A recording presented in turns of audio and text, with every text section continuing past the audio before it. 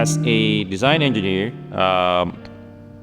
in warehouse logistics now, it's the data analysis is now the backbone of each and every design. We look at the patterns, we look at the performance of each and every SKU, and then we try to build the design according to the SKU velocity and the overall throughput of the warehouse.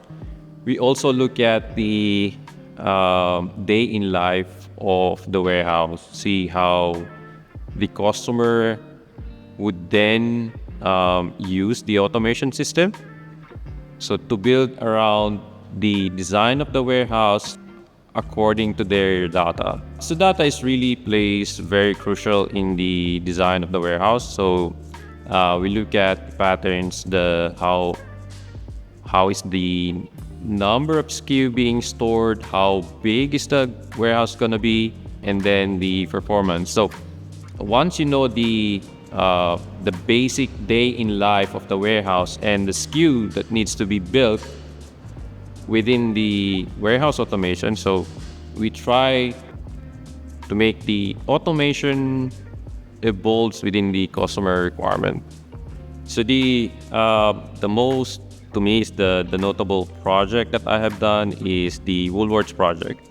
The Woolworths project is it's unique on the initial start because KNAPP initially does not have automation in that industry in Australia, or food industry in Australia. With the Woolworths coming to us asking for a warehouse automation solution, they give us about 19 million lines to analyze from the raw data perspective.